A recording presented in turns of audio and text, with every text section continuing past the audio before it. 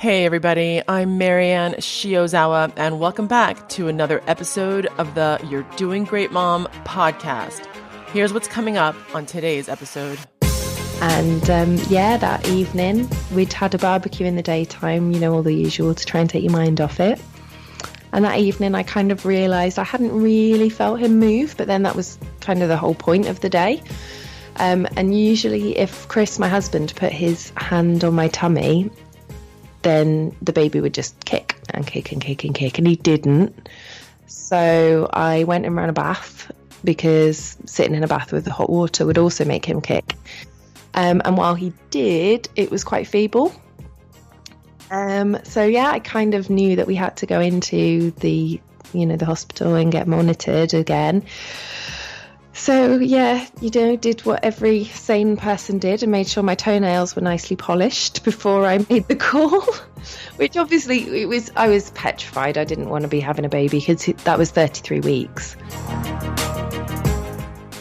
This is episode 9 of the You're Doing Great Mom podcast. I have been waiting for weeks to do this episode with Sarah Keene, a good friend and colleague of mine. We finally got a chance to organize ourselves to record this conversation, and we had a blast. It was recorded in the evening, and we had our husbands deal with the kids. We locked ourselves in our respective rooms with headphones on our ears, and of course, red wine in our hand. I thought, what could possibly go wrong? Sarah and I met during our pediatric certification series with the International Chiropractic Pediatric Association, or the ICPA. And during the year-long seminar series, we always sat together, and of course, we inevitably got to know one another very well. It's been about 6 months since the series has ended, and we've stayed in touch regularly, as well as gotten together a couple times. And we've really supported one another in our ventures, our chiropractic practices, and sharing our crazy lives, juggling motherhood, and of course, our ongoing passion for our chiropractic profession and special interest in pregnancy and pediatric chiropractic. Sarah also has her own podcast, and she talks about that in our conversation in this episode. What she shares with me today is her incredible story of her first baby who was born premature and what she endured and learned throughout that experience, as well as her completely different experience with her second pregnancy and birth with her second baby, who is only about a year old. Premature babies is a sensitive topic, and therefore, before you continue listening, be sure to understand that you may be triggered by our conversation, although we definitely bring positivity to the whole topic. I hope you'll listen and be touched and inspired by this as much as I have. Today, I've got Sarah Keene, who is a wonderful colleague of mine, and here she is, and she's going to talk about her journey into motherhood.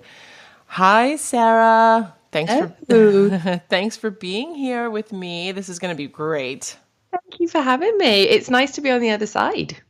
Yeah, isn't that fun? I'm quite nervous. I'm like, oh no, what are you going to ask me? Everything. I know you well enough to know that you ask questions and you ask them deep. Well, yeah. Yeah, well, we want to get all the good stuff out, right? Juicy. It helps that we've got wine, hey. Yes, for sure. We're recording in the evening. It's a Sunday night, and we've got care going on, and we've got our wine, so we're good to go, right? Absolutely. I've managed to have a birthday party today with, I think, 11 or 12 kids. So I'm definitely in need of the wine. Wow, that's right. It's his birthday. It's my first baby's birthday. Aww. And he's 4. I don't know where it's gone. Right? Goes by it's so crazy. fast. It's crazy. It is. Crazy. Yeah. So you have the 4-year-old who just turned 4 today? Yep, that's George. He's my big boy. He won't let me call him anything but his big boy. Of course. My big boy. Of course. And I've got Freddie, who is going to be 1 next month. Wow. And he's the baby that I was never ready for. Aha. What do you mean by that?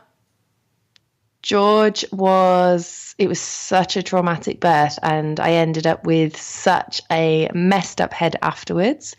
That I was never ready to have another baby. So when I fell pregnant with Freddie, it was a little bit of a surprise, shall we say. Mm-hmm.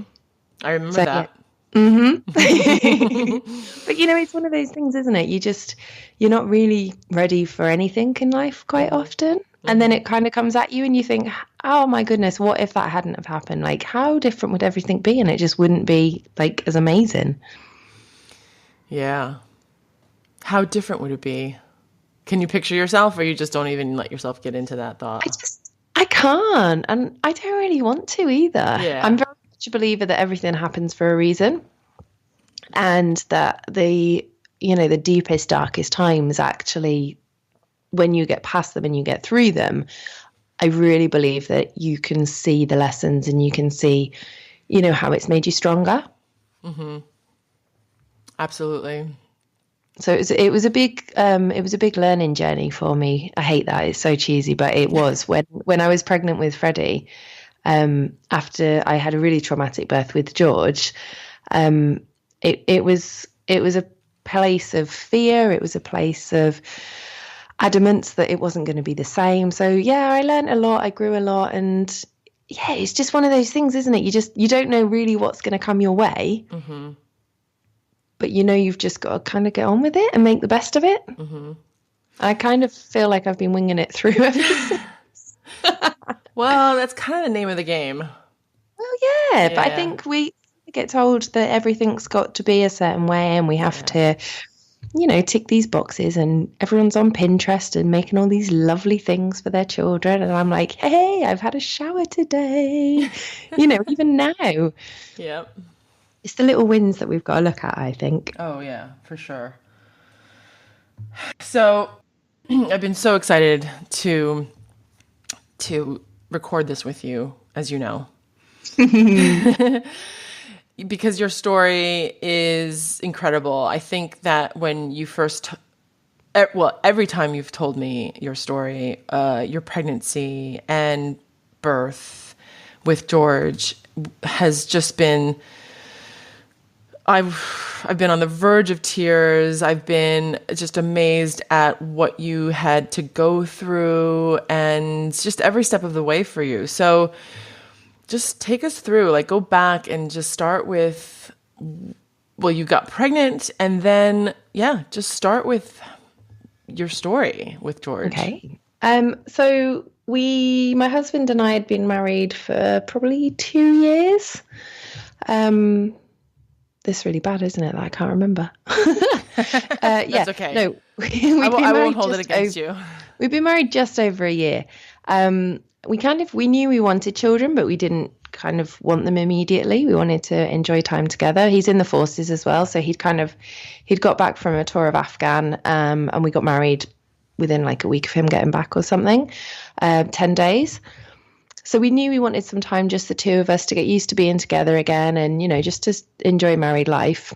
And so we decided we were ready. We're going to start trying for a baby. And of course, you think, don't you, 6 months, a year, people struggle. Of course, chiropractors, we don't struggle. Within about 6 or 8 weeks, I was pregnant. Mm-hmm. So it was a really, really lovely pregnancy. And I'm one of those really annoying people. I looked gorgeous and my skin was beautiful and my nails got long and my hair was gorgeous. And I loved it. I loved being pregnant. I loved the skinny jeans and the boots and this just gorgeous bump.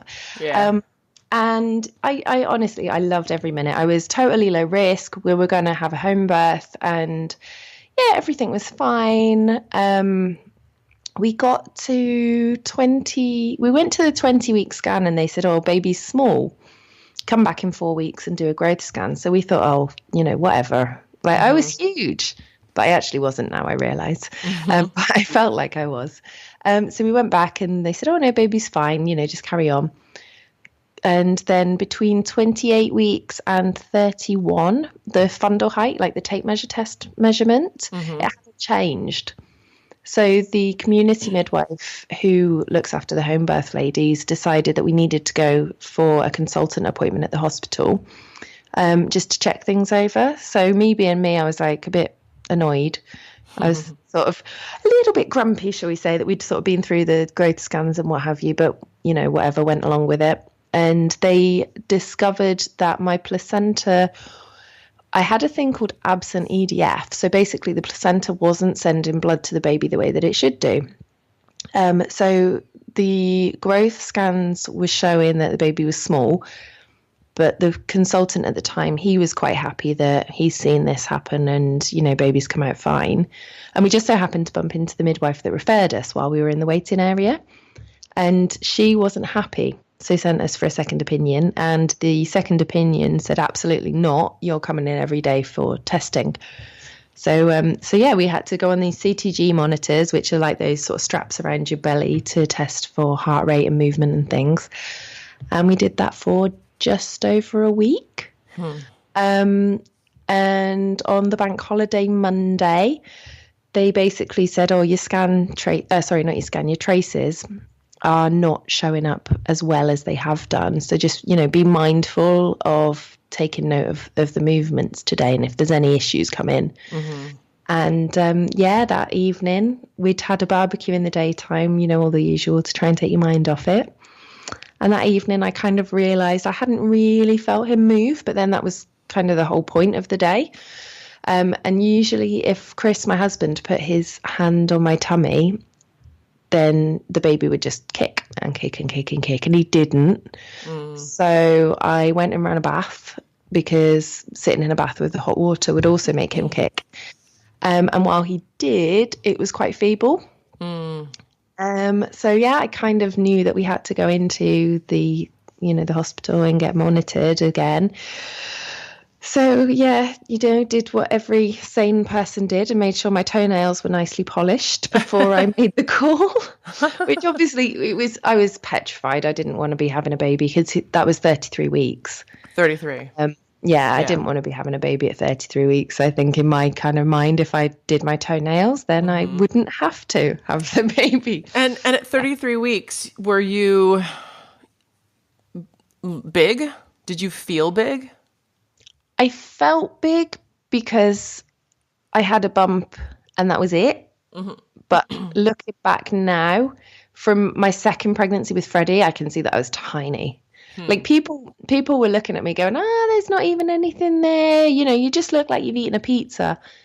Really? And yeah, when you kind of have that feeling of like, I look like a whale. What is wrong with you? But actually, when I look at the photos, like Chris has taken a couple of photos of me where I was on the actual CTG monitor the night that I had Freddie, and I just look a bit chubby. Like you could tell there was a bump there if I had something tight on, but it wasn't like if I wore a baggy jumper, you couldn't tell. Really? Whereas, okay.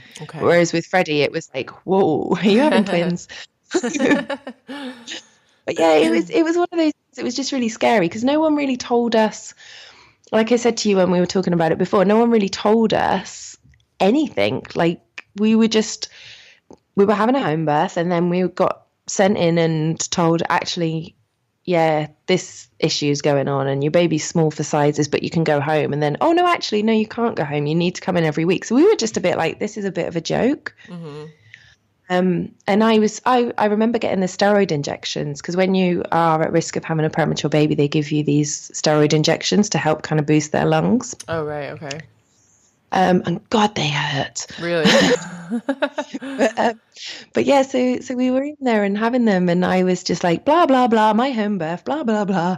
And it took about, 2 visits, because we were going in daily, 2 or 3 visits before somebody said, look, there is no way you're having a baby at home. And I just felt myself go cold and like shivery. And yeah, that was the kind of the moment in time where I kind of realized this is the reality. And yeah, painting my toenails didn't push it aside. But yeah, so they basically just shot that dream down and said, you're having this baby. The longest we'll let you go is 34 weeks. We're going to try and keep it cooking for as long as we can, but it may need to come out sooner. And yeah, it was 33 and 3 when we went in. After not kicking, he kicked the monitor non-stop for 20 minutes, of course. But yeah, it was like a change in shift or something. So essentially he rolled over, lost contact. Like, we knew it by this point. We were like CTG monitor pros. But yeah, because the midwives hadn't seen us before, they said, oh no, you need to stay in and we'll do your cesarean in the morning. And thankfully, we did stay in, because as he was on the monitor, his heart rate just suddenly dropped. Wow. And it was just dropping. And then it was like the midwives were just going crazy, ringing the alarms and like, you know, shouting at me, get on your side, you need to be on your left side now. And Chris, my husband, you need to go out to the car and you need to go and get the birth bag. And it was just chaos. There were all these people running into the room and like throwing papers in my face for me to sign. Like, wow, you know, you might be incontinent from this. You might die. And I was just like, what? Like, signing all these things. And they're like, well, you need to know the risks. And I'm like, but the risk if I don't do it is my baby's going to die for definite. And they were like, yes. Yeah. Right. Okay. Well, there you go. I'm signing that I might end up with all these things. But yeah, it's just really scary. Yeah. That's really scary. So it was from that moment that his heart rate dropped. Mm-hmm. Yeah, they basically said, "Oh, well, they try not to do cesareans in the evening. Apparently, they try to do them in the daylight hours. I suppose because they've got more staff." So yeah, they'd said we'll do it in the morning, and then yeah, as soon as his heart rate dropped, they were like, "Nah, you're going straight in." And I think it was like the second category of cesarean. So there's like one where you need to get it within 20 minutes and then one where you've got like 30 minutes or something. So it wasn't biggest emergency, but it wasn't we'll just sit around and wait on this either. But yeah, it was scary. And yeah, the next thing was they sent Chris out to the car to go and get the birth bag, which of course was totally unnecessary. And all I can remember, and honestly, this stuck in my head for ages, was one of the midwives saying he's going to miss it if he doesn't hurry up. Yeah. So, of course, you lie in there getting prepped for theatre, and yeah, you're just sort of sitting thinking, right, great, you've sent him to the car, and now you're telling me that he's not actually going to make it back. Brilliant. So, just on a side note, for theatre, for Americans who are listening, it basically means the operating room. Yes. Yeah. Okay. I love it when we have a little translation. Yeah, because I wouldn't have known. I mean, I wouldn't have known what that meant. Yeah. Yeah. So the other thing, this was great. You can tell the wine's going down. They obviously strip you off and you're in your gown. They sit you on the side of the bed and put the spinal block in. They lie you down and they say, right, when this works, you're not going to be able to feel your toes. So, of course, me being me, I'm lying there wiggling my toes going, hasn't worked. Hasn't worked. God knows what I was on. And then I was like, oh, shit, I can't move my toes. Yeah, I don't know what it was. I don't know if it was like I have to have some control over this, because I think that's one of the biggest things that led to me having the PTSD afterwards. Is that I had no control. Like, all this stuff was just done. Yeah. And I just was kind of like lying there having it done to me. But yeah, so it was an interesting experience, shall we say. I can't imagine just having those moments of rush where you're signing all these papers and this is pretty urgent. Your baby's not well. The heart rate's not good. We need to get this out. Yeah, and it's one of those things, like, it had to be done. And, like, I don't think anyone intended to scare me, but I don't think not scaring me was high on their priority list, if you know what I mean, because obviously their priority is getting the baby out safely and what have you. But yeah, it was just really scary. And it always makes me think when people think of cesarean as being like kind of a safe option. Yeah. And I just think, do you know what? If people were made aware, like people say, oh, you have a vaginal birth and you could risk uterine prolapse and you could risk bladder incontinence. And it's like, yeah, or you could have a cesarean and you could risk fetal incontinence and you could risk all these other things. But nobody seems to say that side of it. And it's major, major abdominal surgery. It's not like you're just going in, you know, having a little like, oh, I'm just going to have a little lie down for a couple of hours. But they make it seem like that, though. Yeah, quite often they do. And don't get me wrong, you get it the other side as well, where people decide that they want a cesarean for whatever reason. And there's lots of trusts that try to push people for a vaginal birth, where there may be emotional issues or something. But rather than deal with, you know, the tocophobia or the fear of birth that women might have, they just push them and say, nope, that's not a valid reason. You need to just have a vaginal birth. You know, totally ignoring the fear-based, you know, physiologic response. But anyway, that's a totally different subject. But yeah, it's interesting to me, having had a cesarean and, you know, an emergency cesarean without any labour. Yeah. Because a lot of people sort of say, oh, well, you know, did your waters break and did this happen? And well, how often were your contractions? And I didn't have any labour at all. I was literally pregnant, rushed into theatre or the operating room, and then the next minute in the recovery room, and without my baby. Yeah. Because that's the other thing, is because of the way that they take them away to special care, or intensive care he went into first. They take the baby straight away, but nobody told me. Like, everyone knew it would happen, but nobody told me, and I presume it's because they always assumed someone else had. Nobody told me that I wasn't going to get to see him straight away. Yeah.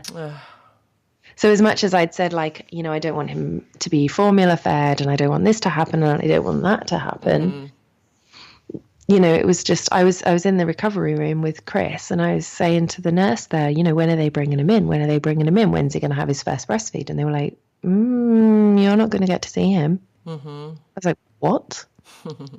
So yeah, they basically said, oh no, you won't get to see him until your catheter comes out. And I was obviously, when's that going to be? Oh, in 12 hours. And, you know, like I said to you when I saw you the other day, the only other babies that I knew of who had been born prematurely were either stillborn or died within a few hours, weeks or months of being born. So you're sitting there in recovery,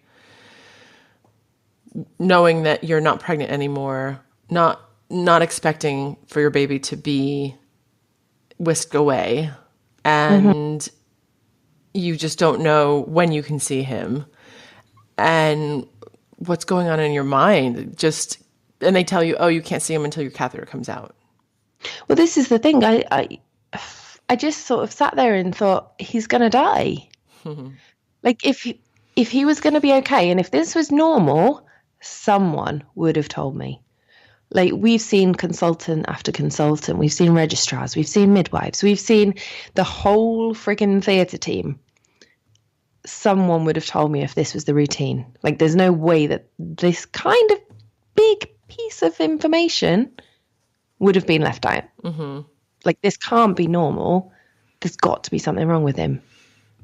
So that was it. And I don't know how long I spent in the recovery room, but then they wheeled me upstairs. The delivery suite, the neonatal intensive care, special care is all on the same level. And then the floor above is where the postnatal wards are. So they wheeled me upstairs in my bed, and this was great as well. There were two main wards, which of course were overflowing. And so there was a side ward for 5 beds for mums who didn't have their babies through stillborn or through being on the neonatal unit. And the whole 7 nights that I was there was other babies in that ward, and it was supposed to be just for mums. And both of the times, both of the different women that were in there with the babies were opposite me. And they would let their baby cry because they didn't want to spoil them. Oh, God. So I was sitting there thinking, oh my goodness, what I would give to hold my baby, and you're telling me that you're not going to cuddle it because you're going to spoil it. A newborn. A newborn, yeah. Right. Like a newborn Obviously. is primed for that in their brain and their nervous system. That it was, yeah. You can't write the stupidity of some people. I just honestly, it was heartbreaking though, because especially for that first day, it wasn't so bad once the spinal had worn off. But of course, I was lying in bed. I had my catheter in. The spinal was still very much working, so I couldn't move my legs. I had to use my upper body to even like shuffle myself up in the bed. Like, you get the hospital beds and you press a button and it sits you up, and you press another button and it lifts your knees and what have you. Like, if you didn't want to sit there and you wanted to actually move yourself, like I was sliding down the bed, and so I had to use my arms, like a tricep. Yeah.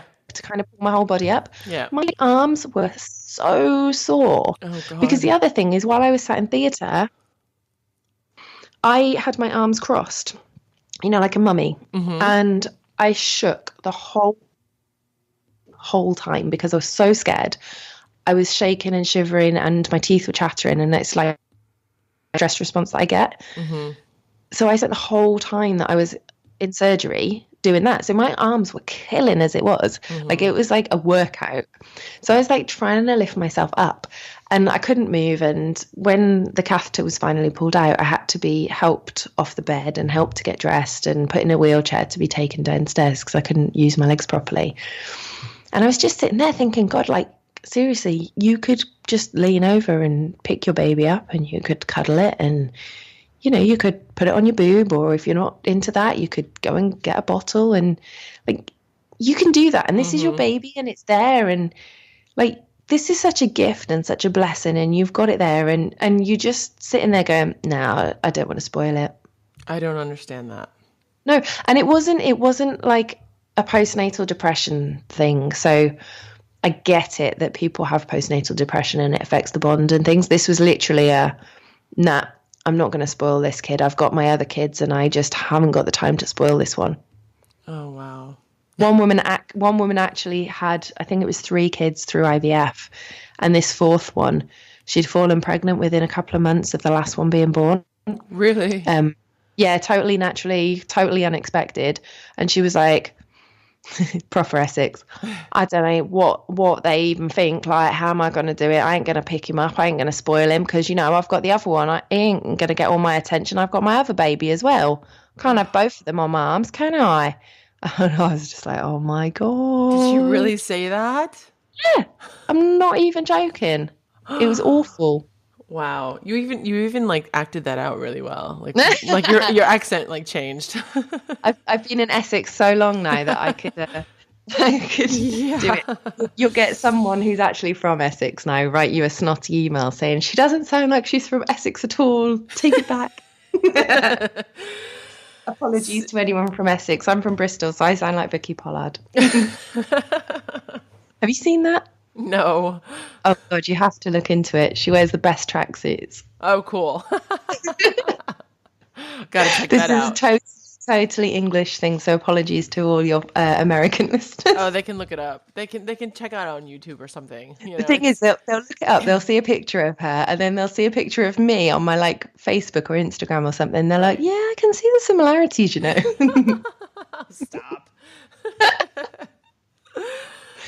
So, okay. So, when did you finally see him? Like, how many hours after he was born? 13.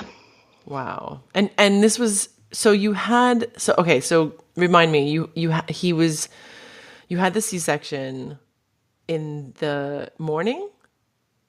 Yeah, it was like 2 a.m, 10 past 2. Oh. Okay. So like early hours of the morning. Okay, that's like the middle of the night. Yeah. And you must have been exhausted. I'd been up since 4:30 the Monday morning. He was born at 2:30 the Tuesday morning. And yeah, on the ward, I probably didn't sleep until about 6 or 7 o'clock because I kept throwing up as well. Tuesday evening. No, sorry. Tuesday morning. Tuesday morning. Oh, at 6. 7 Okay. o'clock. Like, yeah. And when I say sleep, I mean like odd 20 minutes. Okay. Like it was really bad. But yeah, I kept throwing up because I don't have any meds. Like I never have even painkillers. Mm-hmm. So of course to go and have a big spinal block, my body's like, let's get this shit out as soon as we can. And so like I sort of explained my theory to the nurses and they said, no, it's because you had a barbecue. I was like, right, okay. Really? Like, okay. Yeah, there's no way that medicine would make you sick, is there? Oh, no. I mean, how could you think that? But like my body's just not used to that sort of stuff. So it was just pushing it out. But yeah, so yeah, it was hard. But you know, when I got to go and cuddle him, it was just, it was the best feeling in the world. Oh. Like I was exhausted and I look at photos and I think, God, like you can see how tired I am just looking at them. Mm-hmm. But yeah, it was just, it was finally that oxytocin buzz for me because when like Chris was going and seeing him and taking videos and photos and the neonatal nurses, they were amazing. They had like a little photo printer. Oh. So they knew that I wanted to breastfeed him. Yeah. So they took photos. So the whole thing of, you know, when you have your baby and you're staring and gazing in their eyes and they gaze back at you and that sends the whole hormones flowing, the oxytocin, the love hormone, that helps your milk production and letdown and what have you. Oh, it's a beautiful thing. Yeah, unless you don't have your baby there. So what they do is they take photos and they print them off and they bring them up to you, it was really, really sweet. But I looked at the photos and rather than looking at it and thinking, oh, you know, that's my baby, it was like, that's a baby. Like there was no connection. There was no like, oh my God, like this amazing, overwhelming feeling that I thought was going to be there. It was like scrolling through Facebook and seeing another baby photo, like, no, that's cute. So you physically did not feel that oxytocin rush? No, not at all. Not until I actually saw him in the flesh, like the photos and things. And I honestly now I think it was because I was sort of subconsciously trying to detach, you know, just in case. Oh my gosh. Because you were really scared that he was going to die. Yeah, and that's the thing. And I had this thing in my head the whole time. He's going to die. He's going to die. He's not going to make it. He's going to die. I'm not going to get to see him before he dies. The only reason they're keeping me away is because he's going to die. Really? And yeah, that was the thing that was going around in my head. And of course, people are showing me the photos and I'm like, oh my God. And inside I was like, what the hell is wrong with me? Like, seriously, I'm saying this stuff, but I'm not feeling it. What the fuck is going on? Mm-hmm. And like for me, as soon as I saw him, I got it. And I was like, oh, yes, this is like, it's okay. I do love my child. But I do think that a lot of the time we feel that this is what we should feel. Mm. And that if people are not necessarily feeling it, they kind of keep it to themselves, just like I did. Because it's scary and you kind of feel like a bit of a bitch. Well, you feel like it's not normal. I mean, it's a huge, a huge mind fuck. Like, you know, you're thinking, I'm supposed to. Well, let me just tell you, I had my first baby at full term in a birthing center, no drugs, vaginal birth, and I even felt this. I think just the whole intensity of giving birth, just hands down. It takes, you know, a little time and it varies from woman to woman, but it takes a little time. And for me personally, you know, it took me maybe a couple days to actually start to enjoy the bonding and really feel this overwhelming feeling of love and joy. But the whole experience for when you become a mother for the first time, whether you have a relatively healthy birth and or a birth that you had experienced, I think that most women have no idea that it's very normal to go through this period of not bonding. It's just, I think it's more common than we know. Yeah. Yeah, absolutely. I think that any woman who says, and I'm sure that it exists. If they say, oh, I bonded instantly, immediately. I know my sister didn't, and she had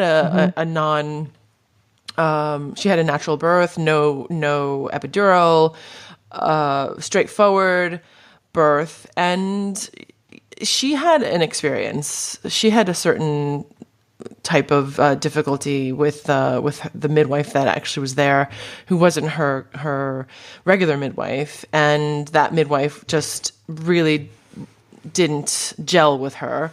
And she, in her personal experience, she can say that was her trauma, because the fear that she experienced was her experience.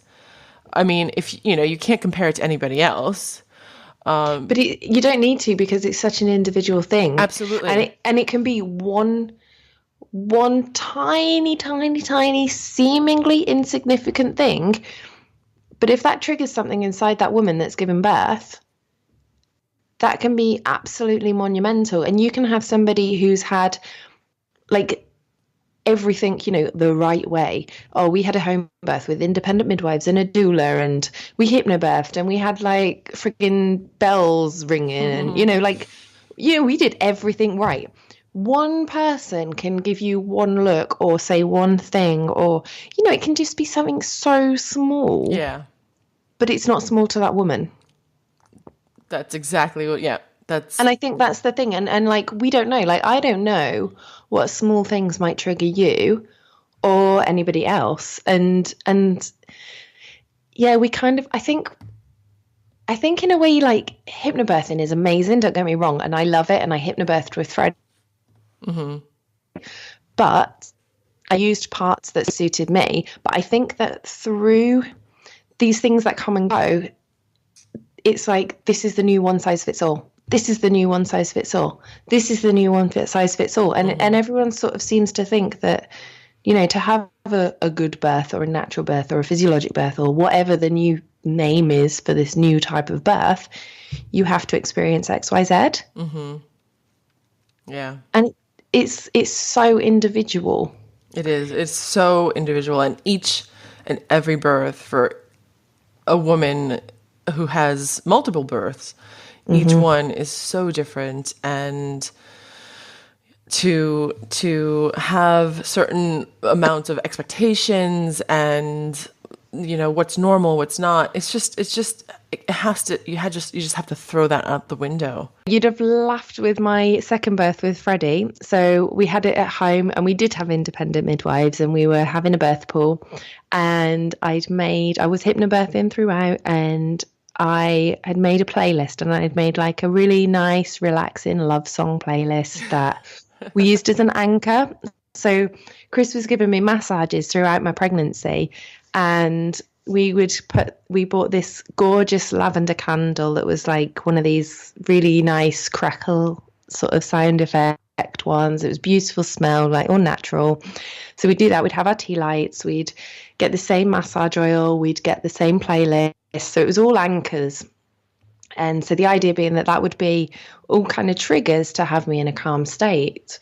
So we did that, once a week, most weeks, and then towards the end, 2 or 3 times a week. And it was just a really nice kind of way for us to connect with each other, but also to connect with the baby.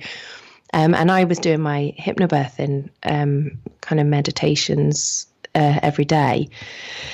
So there was me thinking, oh, I'm going to want this chill out music. And so, you know, I was having this playlist and I was like all sultry and just calm and relaxed. And then it started getting to the bit that I was like, oh, it's not supposed to be painful. What the fuck's this then? So I was like, right, Chris. Because of course he was out of the room. How dare he? I know. Right? So I was like, you're not allowed to go to the bathroom. Oh, of course. Yeah. Like we in a bottle in the corner. So yeah, I basically was like, put the hypnobirthing on. I need the hypnobirthing because I was like, this shouldn't be hurting. And so he put it on, and I was like, you know, like Zen mama. Yeah. And then all of a sudden, I was just there, and like, you better be putting explicit on this. This show. For sure, I was like, for sure.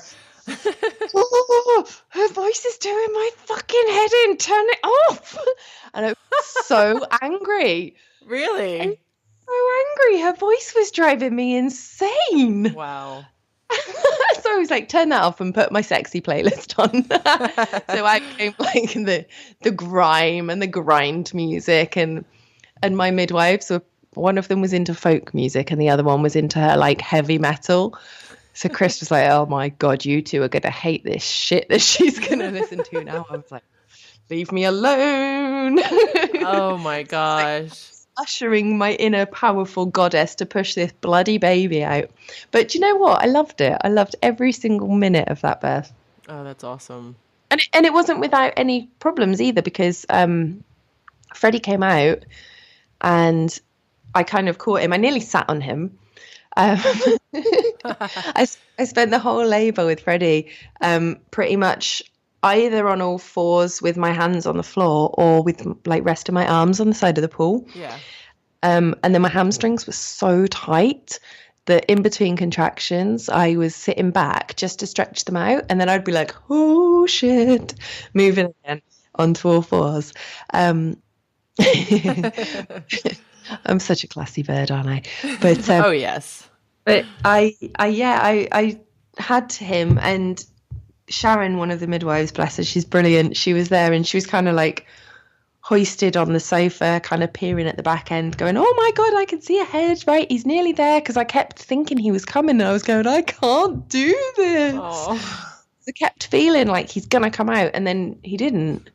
But the size of him, I could see why my body was taking its time and allowing everything to stretch. Yeah, because you didn't have that with George. No, Yeah. This was my first actual, even active birth. Yeah. So yeah, we were kind of like, so second babies are generally quicker, but we don't really have a first. Is it going to be, you know, like, how are we going to play this? Mm-hmm. But yeah, she was like, no, he's definitely coming. And so he came out, and I was convinced, like, you know, I can't think what the reflex is called now, but where they spin themselves, they push their head out and then they spin their bodies to then kick off with their feet for the life of it. I can't think what it's called. Yep. I could feel it, and I was adamant that the midwives were turning him in my body to get him into the right, like, not in my body, but like, do you know what I mean? Right, in the birth canal. Yeah, and they were like, no, we didn't touch you. We didn't touch him. That's just what they do. I was like, oh my God. It's the ATNR or something like that. But yeah, it was like, it just felt so weird, because when I had George, I could feel the pushing on my ribs. Like they said, you won't feel any pain, but you might feel some pushing and pulling and tugging. And I definitely did, and felt pressure and things. Mm-hmm. But this was just like such a different feeling. It was just weird, but it was cool weird. But it was like, I didn't really know what to expect. So I was like, oh my God, my body's amazing. It's amazing. Yeah, so he came out, and then they were like, oh my God, there's your baby. Catch him. Wait, so what position were you in? I was like on all fours, but in the birthing pool. In the pool. Right. But I'd kind of come up to sort of like a semi-squat. Yeah. And of course, like, I was just knackered and I wasn't really thinking. And so I just kind of went to sit down, and they were like, no, don't sit on him. I was like, oh God, yeah. So I kind of pulled him up. But he wasn't breathing. And like, I could see the midwives, like, I'd not had any vaginal exams. I'd not had any interventions. They just really, really sat in the corner and let me do it. Apart from the odd kind of, what's the word when the sonic aid. Oh, to test the heart rate. Yes. Yeah. Yeah, it's the sonic aid, right? Yeah. Mm-hmm. But yeah, so yeah, they'd kind of said towards the end when I was getting more frequent contractions, can we just go ahead and assume that you're all right for us to do this intermittently? I was like, yep, knock yourself out. Don't ask me any questions. So they didn't do any vaginal checks to see how dilated you were? No. Oh, that's amazing. And they just let you determine, just go with the flow in terms of like your urge to push, etc. Yeah. They totally were like, look, you guys know what you're doing. Just do it. That's awesome. If you need us, we're here. Yeah. But yeah, like the only thing that they kind of pushed on me was I was throwing up everything. Oh, they really? They kept coming over with spoonfuls of honey, going, "Come on, have another spoonful." Yeah. Like that was literally. Other than that, they just kind of left me to it. And yeah, then they kind of realised that something was wrong. And as soon as I started to pull Freddie up out of the water, Sharon started like untwisting the cord because it was wrapped. I think it was wrapped twice around his neck and then once around his arm or something. Like the cord was really, really long. And they said afterwards that it was really long for, any baby. It wasn't just me looking at it going, wow. But yeah, so he wasn't breathing. And so they would go like seriously rub him really vigorously. And so I was doing as I was told. So when they were like, you need to get out of the pool now. I was like, oh, fuck. Oh, shit. It's happening again. Oh. So yeah, like. Did you get triggered? Did that trigger you? I did and I didn't. I kind of like I got that immediate superhuman strength, like where before I was struggling to kind of sort of even hold my body weight so much because I was so tired, like not tired but like fatigued. Yeah. I pretty much sprung out of the pool. Yeah. Plonked myself on the floor in front of it, and isn't that amazing though? Like you've been laboring and pushing. And then your baby comes out and the strength that comes through you because... Absolutely. Yeah. And I really believe that we've all got it within us. And when we believe in ourselves, and it sounds quite corny, but I think when we actually believe that we have this power within us, we can achieve anything. Oh, yeah. I think it's as soon as you think... oh, fuck this isn't going to make a difference. You're screwed. Yeah. Like if you have that moment where you think, oh my God, this isn't going to make a blind bit of difference, you might as well give up and just give in.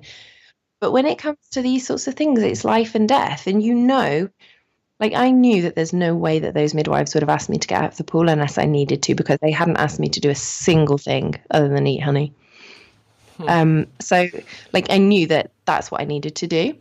And they did like the inflation breaths and what have you, and they were kind of they weren't panicky, but you could tell they were kind of like, we need to get on this now.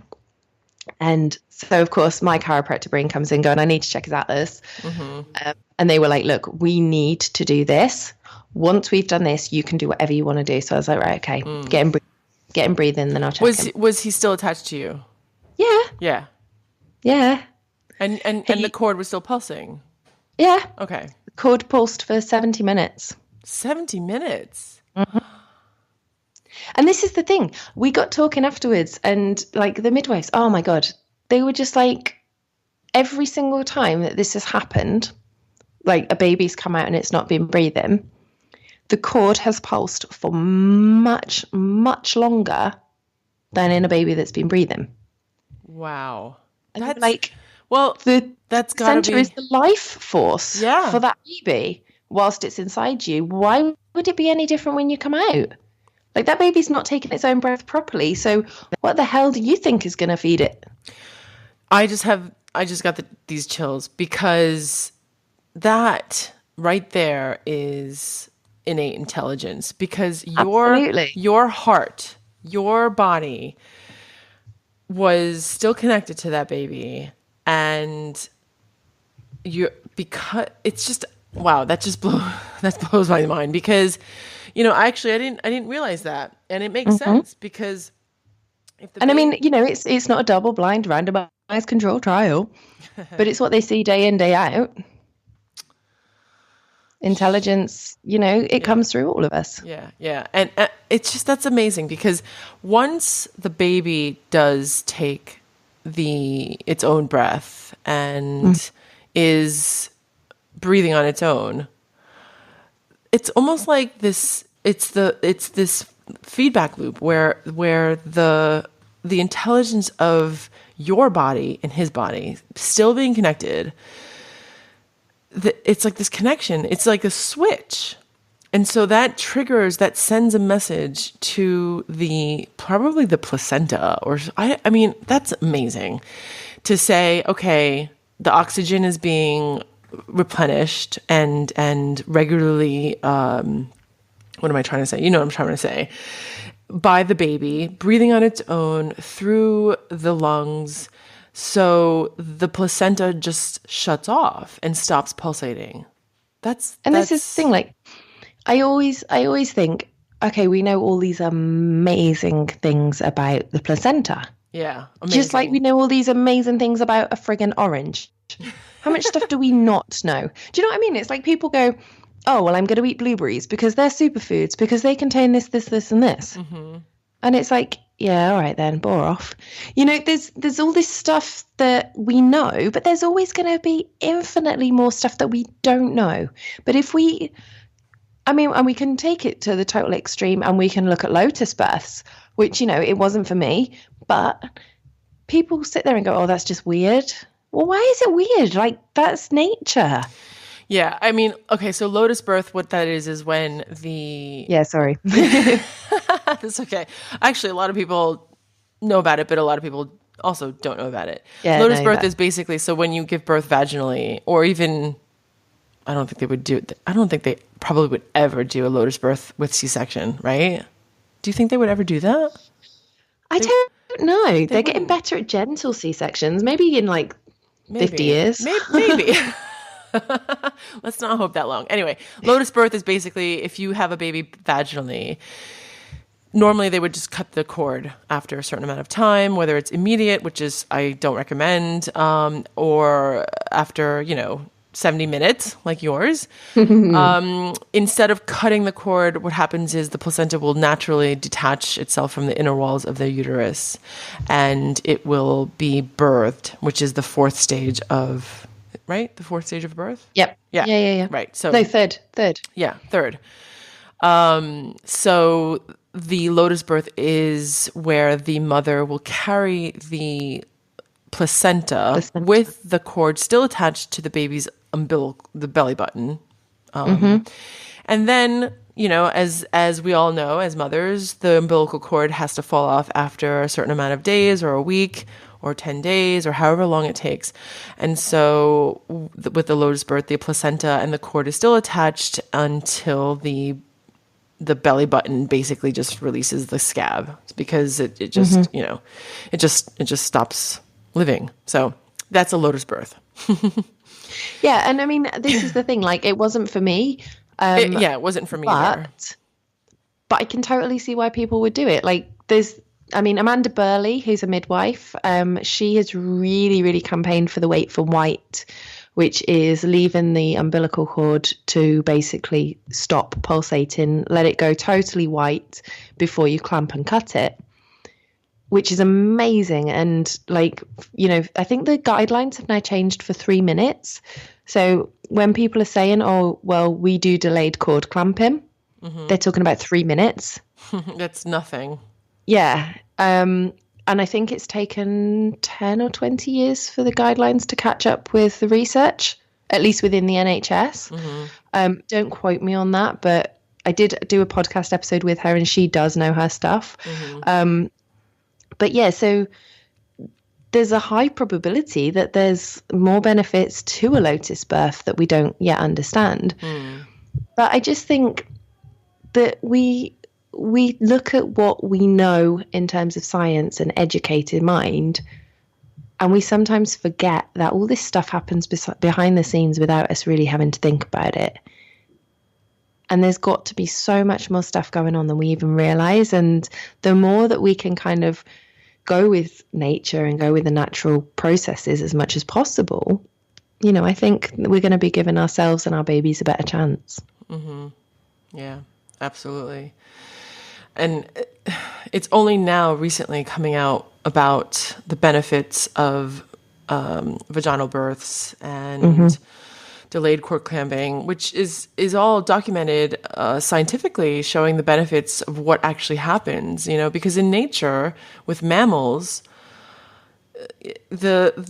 it's, you know, you watch a birth of a mammal and, you know, you get to see nature run its course. And, you know, I mean, it's shown the benefits of, you know, I'm amazed that they have recognized, well, the NHS, and it hasn't been taken on in America. I don't think, unless you have that in your birthing plan and you have a midwife who is, she's aware of the benefits of delayed cord clamping. So, you know, right. it's a different kettle of fish, isn't it, over there? Yeah. Oh, totally. Absolutely. Sorry to Americans. I'm not politically getting involved, but it is a totally different scene. Yeah, and I appreciate that. It is. It's very medicalized, and most women have an OBGYN as opposed to a midwife. And if you are in America and you're pregnant and you have a midwife, you're considered the crunchy, organic crew, you know? I only learned this word crunchy through you guys. Oh, really? Yep. Crunchy granola. People were like crunchy moms, and I was like, what the heck is that? What the heck is that? Like, what is crunchy? What does that mean, crunchy? Honestly, I had no idea. Yeah. I've been labeled that for years. Well, I mean, of course, like, you don't feed your kids sugar for breakfast, lunch, and dinner, and wow, like, yeah.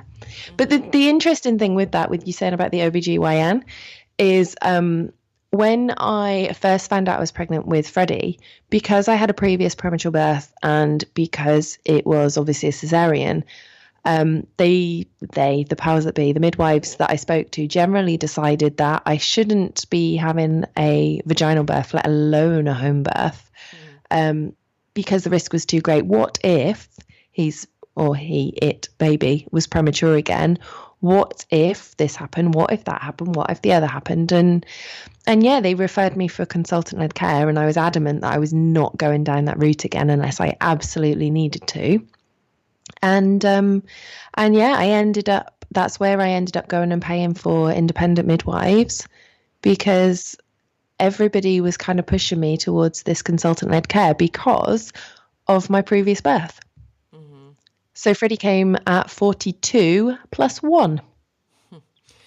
And that's amazing. And also because you got pregnant. Okay, so a little backstory. Sarah and I met during a seminar series where it's held by the International Chiropractic Pediatric Association certification program for pediatric chiropractic. And so we met because they had the London series.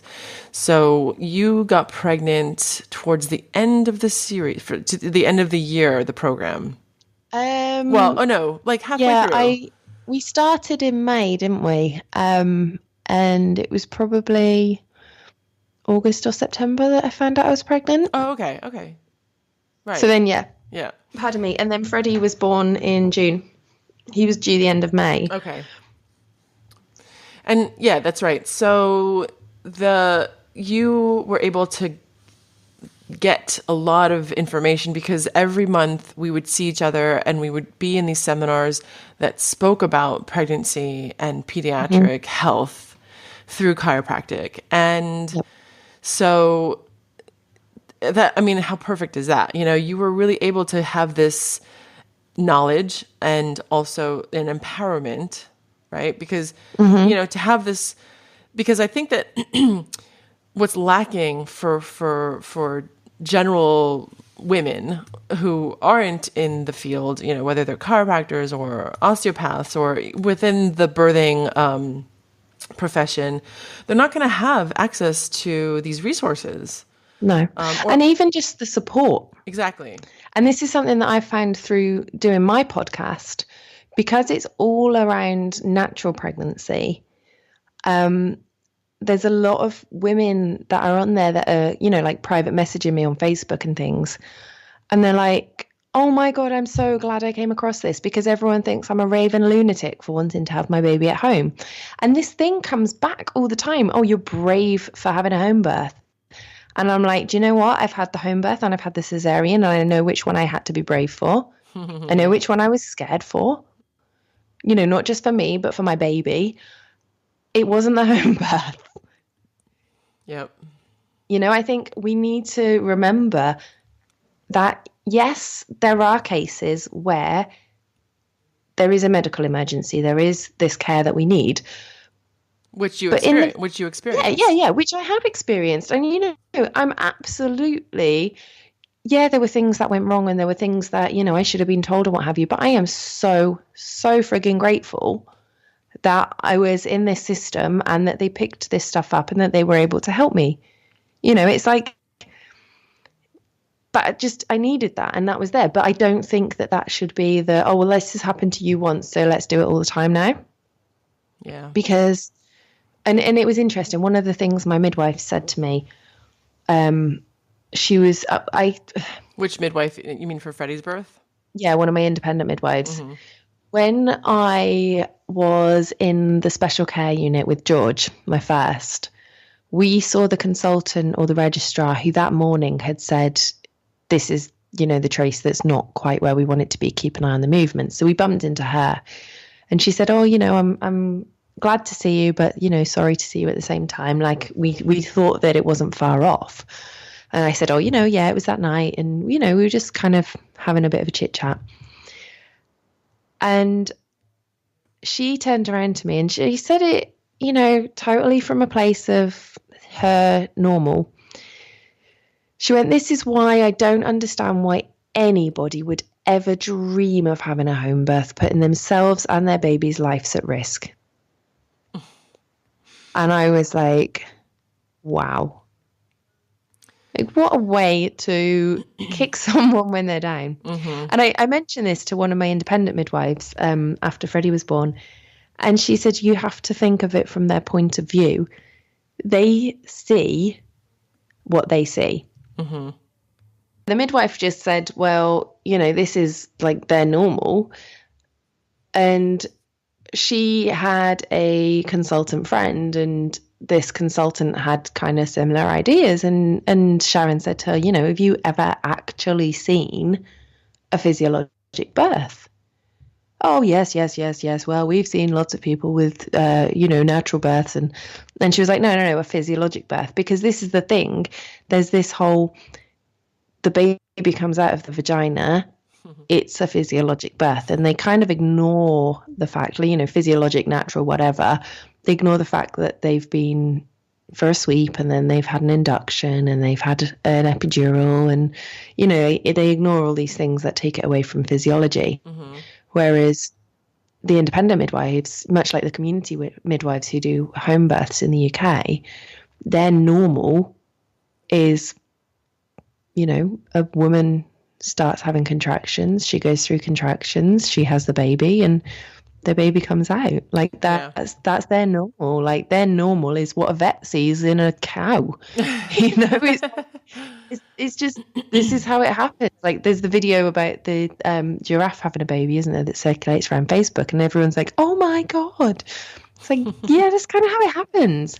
But yeah, it totally depends on what your view of normal is. Yeah, that's the thing. I think that the problem in this country and in America, I know I can speak about America, and even in France where I lived for a little bit, it's normal birth has just shifted from it's medical. It's so medicalized. It's like it's a disease, you know. It's a problem right away. Mm-hmm. There's you come from a place of risk, and something could go wrong, and so many alerts, so many alarms have to be set off before we assess that it's actually this woman can actually just listen to her body, tune in, and go with what she wants and what she needs to have this baby. I really don't know why, and how I just don't know. It's so frustrating, Well, yeah, it is. And this is the thing, like having kind of been at both extremes. Like I was talking to a friend the other day who's had all her babies through like the NHS. And I said, like, I don't know what a normal, like in inverted commas, normal birth is, because I've had this overtly medicalized emergency birth. And then I've had this totally other end of the scale, physiologic, no exams, just, yeah, you know what you're doing, get on with it. And like both obviously extremely different and both extremely essential in that time, as far as I'm concerned. But I just can't imagine that, that middle ground of fear for the natural. Like I don't get it. Like I went into my second pregnancy and don't get me wrong, I was fearful. Like, what if this happens again? What if my placenta doesn't work? What if this? What if that? What if I have another premature baby? What if I'm not as lucky this time? What if I have another preemie and he doesn't survive? And I had a lot of mental health issues. My PTSD that I had from my first birth, that came up again. I was also dealing with depression and anxiety. I was living in a place where I didn't really call home. My husband is in the army, so he was away a lot. And I was lonely. And so I had a lot of emotional stuff to deal with as well. But I kind of just went with the idea that, you know what, as much as after I had my first, I did have a lot of doubts about my body, and I went through a lot I felt guilty that I'd had him. I felt that if I'd have let nature take its course, which I probably should have done, because, that was the way that it was intended to be, I didn't deserve to have children. I had a lot of this kind of stuff going around in my head. It really, even like my chiropractic philosophy, it really shook up a huge amount within me, because I thought, you know what, if the body is so perfectly designed, why did that happen? It really made me question a huge amount of who I really believed I was, because like my philosophy around my health, my profession was really the basis of who I am. So it made me question a huge amount. And I kind of came through it, and that was one of the reasons I started the podcast. Because when I was pregnant with George, like obviously that was back in 2012, there wasn't really a huge amount of information out there. There was lots of opinion, but there wasn't a lot of stuff that I could find that was based in some sort of science or physiology, or even like midwives' experiences. It was just kind of people's opinions on things. And so, I kind of went with that idea of speaking to people that know a little bit about a little bit and trying to put that across. And it really made a difference to me, as it was my learning cycle as well. I was learning about things, and it actually got to the point where my birth plan with Freddie, it had, home birth is what I want. I don't even need to really write down what I need for my home birth with my midwives, because they know me that well. But I will write down what I want if I have to, for any reason, be transferred to hospital for a delivery suite birth. And I'm also going to write down a plan for a cesarean, because I didn't want to be in that situation where I just had no clue.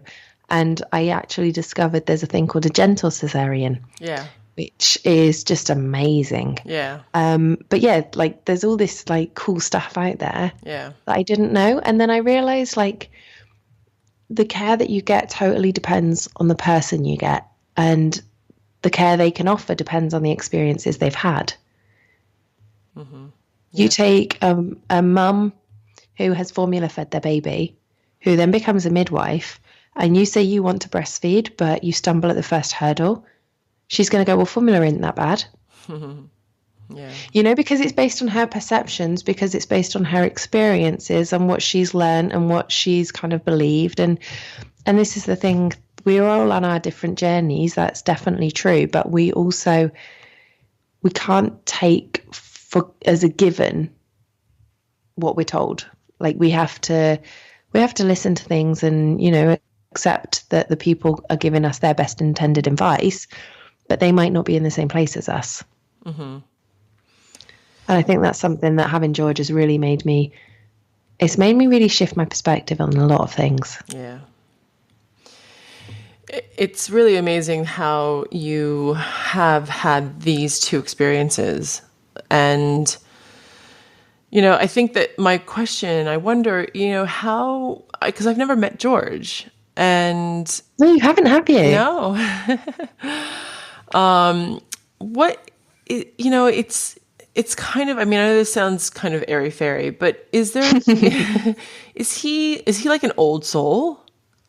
Or like, what is... He kind of could be, I guess. He's very sensitive. Yeah. He's in tune with himself. He's in tune with his body. He's in tune with feelings. Like, you know, like if you have a dog and you're feeling sad, the dog instinctively picks up on it. Yeah. George is kind of like that dog. Like he knows, and Aww. He'll come up to me and be like, "Mummy, are you sad?" Aww. And it's just like, oh. But yeah, he's really affectionate, I think. I think that's, yeah, he's affectionate, he's loving, he's just, oh, I love him. Is he gorgeous. Like really perceptive? Like it sounds like yes. He's really, yeah. Yeah, very much so. Yeah. I think it's because there's whether here, there, or whatever it is, you know, you can look into it in any kind of way. It's just your experiences and the contrast between the two. It's really what you're doing with it and what you've learned, and also being a chiropractor. Mm-hmm. You know, it's just, you have been able to create your podcast, which, you know, for everyone who wants to check it out, it's Pure Natural Pregnancy on iTunes, and it's amazing. And you've got... I thank you. I love it. It's so amazing. And I think that I remember when you started talking about it, and you've really just taken it and really made it such a huge podcast. Amazing women on there. Well, women and men. And you've got like a good amount of episodes going on there. Yeah, there was a little bit of hiatus. It was a fortnightly podcast. It was always intended to be fortnightly, and I managed it from April last year. I did fortnightly all through my pregnancy, and after having Freddie, I'd got them all in the bag and ready to go. And then I moved in December, and I moved across the country, and I'm now basically a single parent Monday to Friday, with my husband working away. And yeah, I just got to that point, you know, when you've moved house and you're trying to settle in and getting my big one into preschool, and yeah, just trying to kind of get to grips with life. And I did spend the first kind of few weeks trying to struggle to get everything together. And I just thought, oh, do you know what? As much as I love it, I love my babies more. So I put it on the back burner, and it's always something that I've been really passionate about and I've really wanted to get back into, but I kind of knew that if I was doing it because I thought I should do it, there wouldn't be the kind of passion behind it that there is. But yeah, now that everything's kind of settled down with us, I just thought, you know what, now's the time to get back into it. And so, yeah, I've released the first episode of 2017, literally this week. Yeah. So yeah, that's like 5 months. Yeah, it's so awesome. But yeah, you got to check it out. So I'm going to get back into fortnightly. Yeah, it's just fortnightly means every other week, by the way. It's for the. Do you not have fortnights in America? No. Well, for the majority of the Americans, I don't think so. It's not how we would describe. Like in New York. 2 weeks. No, yeah, it's every 2 weeks. So you got to check it out. I mean, if you are pregnant, or are thinking, or you're thinking of getting pregnant, please listen to Sarah's podcast, especially her latest one that she just released. It's so interesting. It kind of gets a little geeky. Yeah, the last one is child development, and how it begins when the baby's in utero, and it does get geeky. It does get geeky. I like the geekiness. I love it. A geek.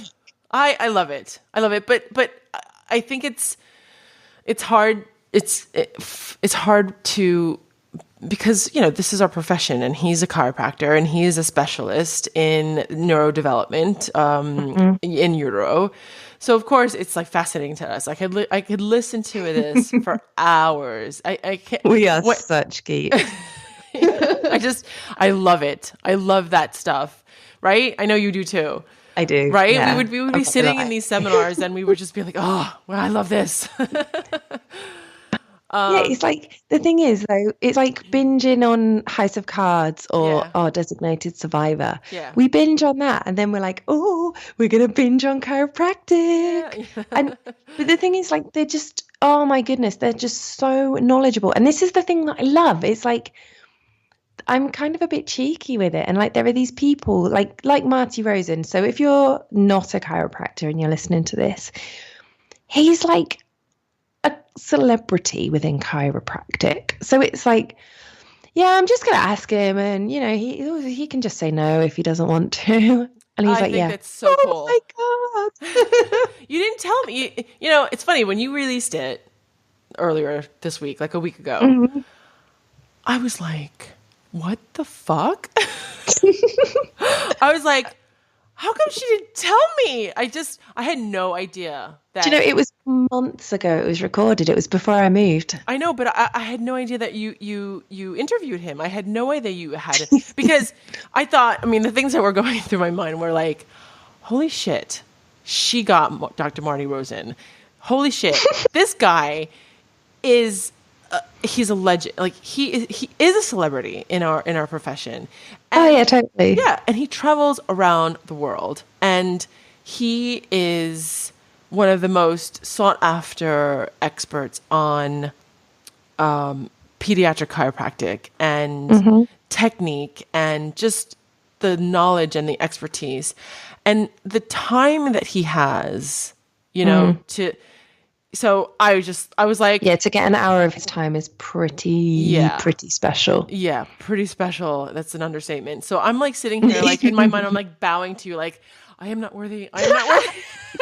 I'm going to expect this bow in person next time I see you. Of course, my dear. And it's on the record as well. It is. I need to deliver. But yeah, I was just thoroughly impressed, and you have to listen to it. And it's like a short and sweet, short, like 40 minutes or something like that, right?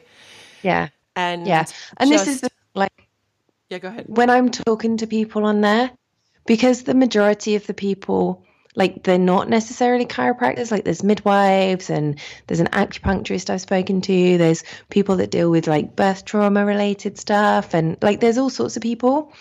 And when I'm talking to them with my mum hat on, not with my chiropractor hat on. So it's really nice because I'm learning so much stuff that it's just, it's amazing. I love it. Mm-hmm. It is. That's one of the great things that I love about doing these podcasts, is how much you learn, and how much in each episode, each person that you speak to, it brings you so much, right? You just get so much out of it. Yeah. So, I highly recommend listening to your podcast. So what I was thinking when you were talking about George and Freddie and your births and your experience, what would you, just from what you've learned, what would you say to a woman who is pregnant for the first time, and if she's listening to this, what could you say? Because you don't want to talk about stuff that, or you don't want to scare a woman, right? Yeah.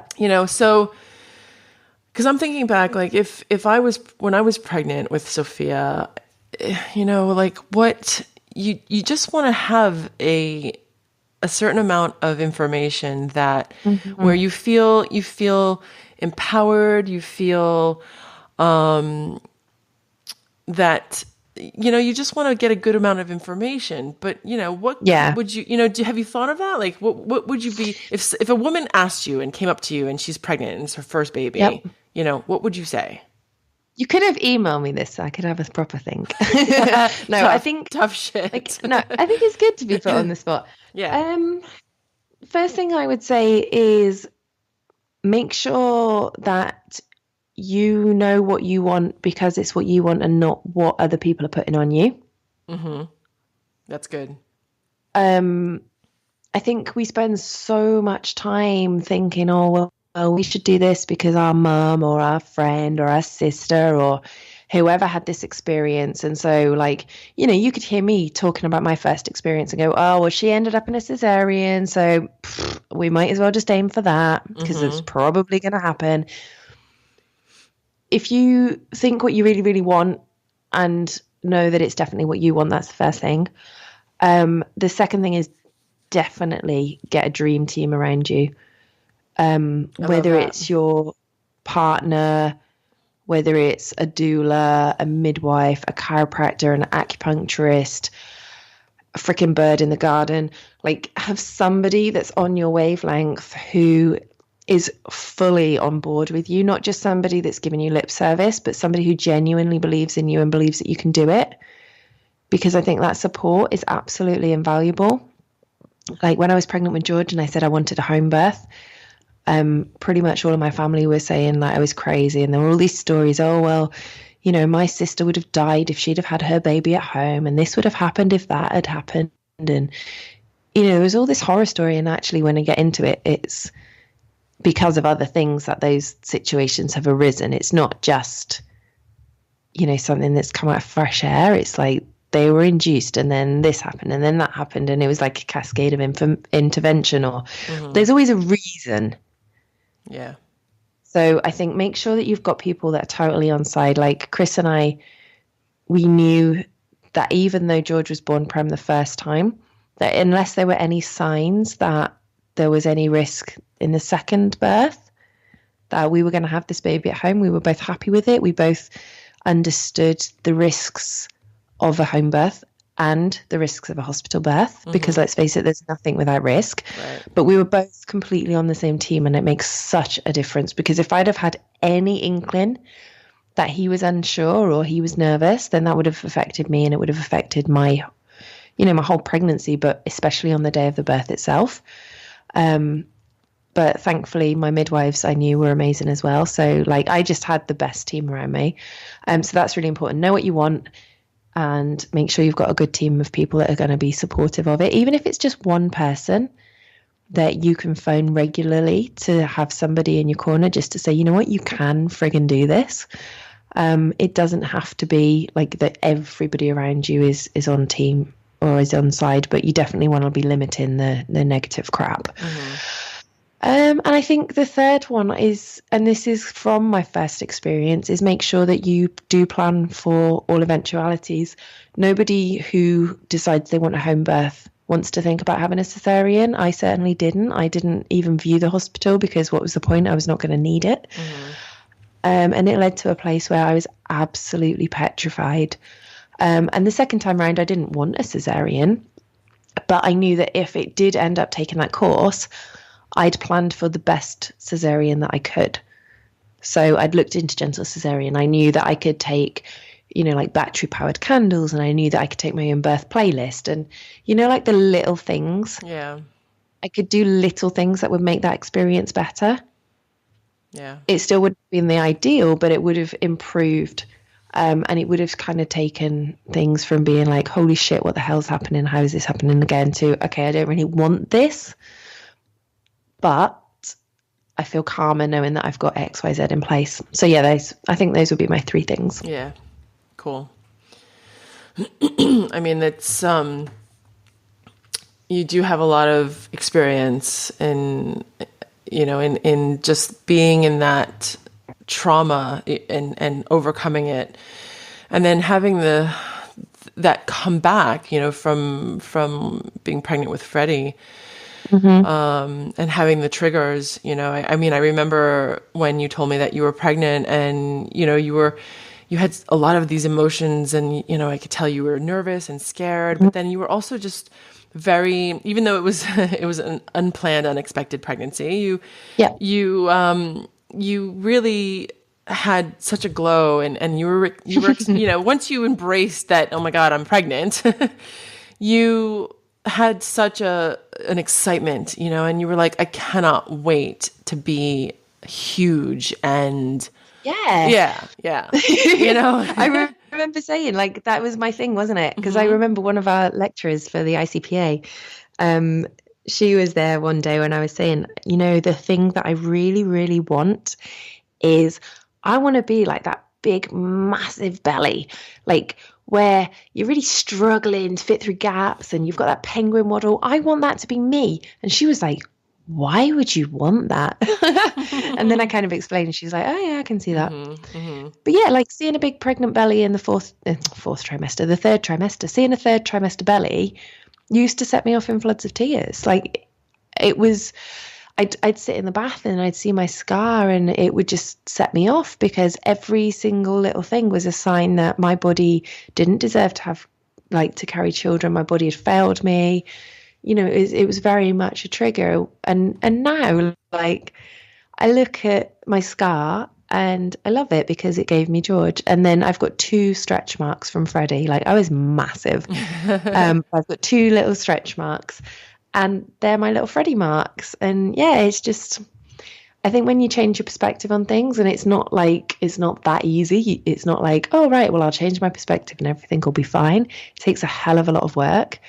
But once you do get to that place where you can change your perspective, it does make a huge difference. Yeah. Yeah.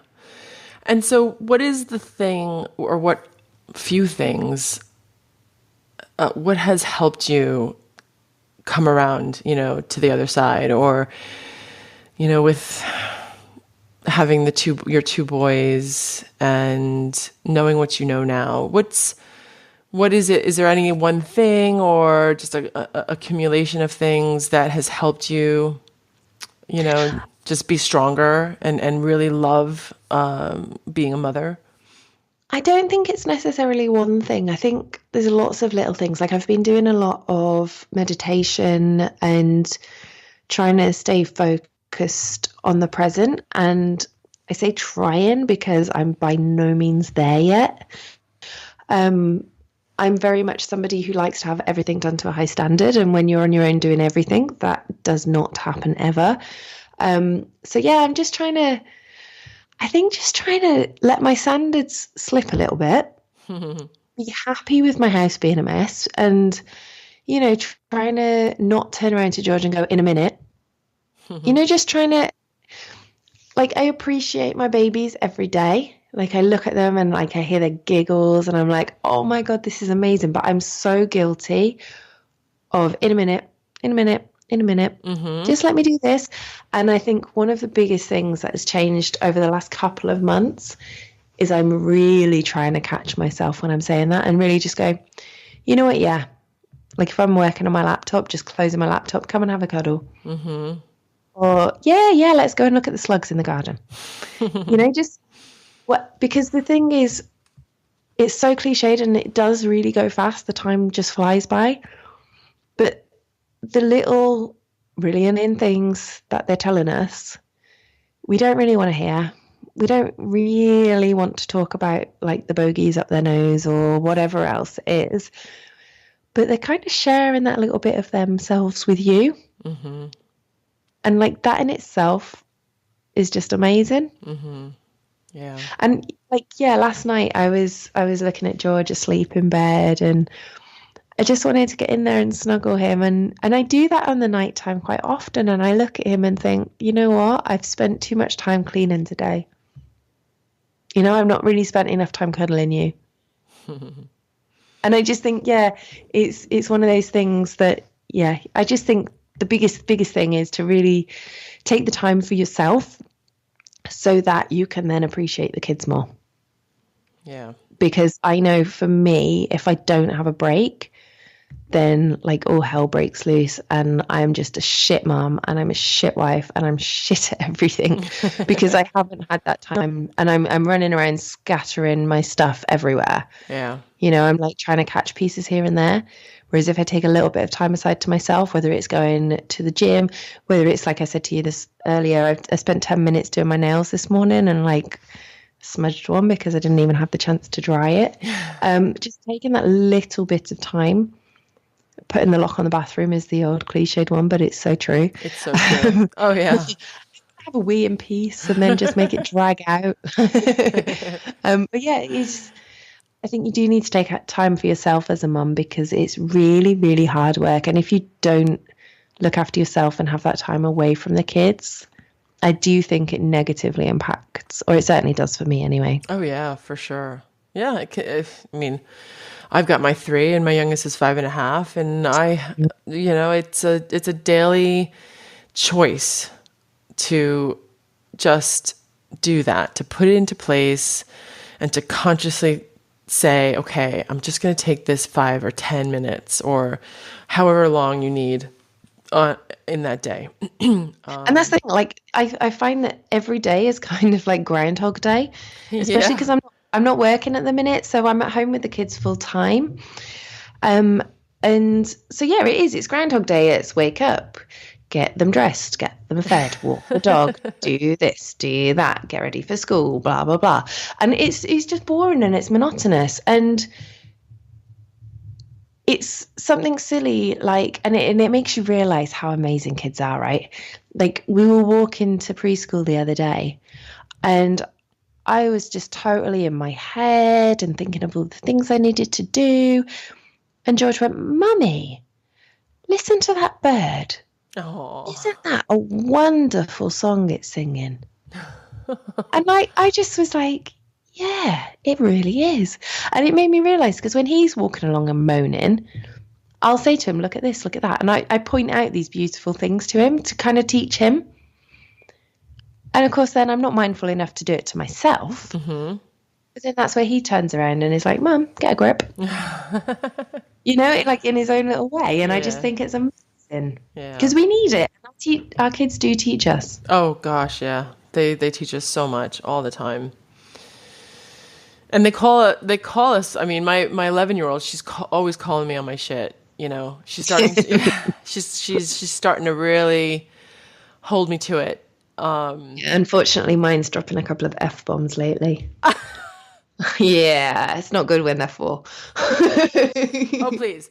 I've had it's inevitable because I had there's just, I mean, I don't. How bad a mum am I if it's inevitable? Oh, come on. I mean, my kids. Oh, they've dropped it big time. I mean, like, I remember when Max was like 5 or 6 or something like that. And I can't remember when it was. And for a while, he would just say, like, randomly, like, he'll be like, oh, shit balls. I love that. And of course, I mean, I've said it before. I've said shit balls a lot. I mean, and not as much. I think I needed to reflect and just realize, don't use that much. But yeah, of course it comes back to you. Oh, sugar plum. Yeah. I mean, it's just... they learn from you. They learn from us. They learn every single, just behavior and their personality, how it develops, and it's very, they're little mirrors, aren't they? Yeah. But I've always been really impressed with how young you are, and how much you have experienced and gone through, and just being to me, in my mind, I mean, I'm 44 and you seem to me. Really? Yeah, I'm 44. Oh my God, I didn't know that. I know, isn't that crazy? I certainly crazy. I don't feel. I really didn't realize. Well, I guess that's good, right? Yeah, freaking right. You look awesome. Yeah. Oh, thank you. I look at you as like this young mother, and it's just like, for you to have gone through, your experience as a mother and where you are now. You know, it's so amazing, you know, and thank you. Yeah. I like being called young more than anything. I'm feeling bloody ancient right now. Really? Oh, yeah. I understand. Wrinkles and grey hairs. Like, as soon as I hit 30, it was like, bam, there you go. Well, you don't have grey hair. Oh, I do. Do you? Oh, I've got some white ones creeping in. Well, that's motherhood for you, you know? The ripe old age of motherhood, isn't it? Oh, yes. Yes. We have to do another episode because there's so much we could talk about, right? Oh, it's just, it's crazy. It is. And like, I don't want to be all like doom and gloom about George, because there were like obviously so many crazy things that are like around it. But yeah, no, I'm happy to, it's quite nice being on the other side. I like it. Good. But no, I need to get you onto mine as well. Yeah. So this has been so great. I've loved having you, and I just want to acknowledge you and thank you for being here. Feel free to delete anything where I'm rambling as well, because I know I have a tendency to do that when I first start. Oh, no. That's staying in. It's all good. I'll be like, blah, blah, blah, blah. Right, I'm going to go and top up my wine glass then. Thank you so much. That was really good fun. Thanks for listening, everybody. Be sure to check out Sarah's podcast, Pure Natural Pregnancy. Details are in the show notes and on my website, yourdoinggreatmom.com. If you like this episode, I would love to hear from you. Make sure that you subscribe and please write a review and spread the love. Share this with your friends so the word gets out. More women, men, mothers need to hear these stories. And remember, if you're feeling unsure about yourself, you're having a bad day, and you don't know if you're doing things right, I promise you, you are doing great, Mom. Thanks for listening, and we'll see you next week.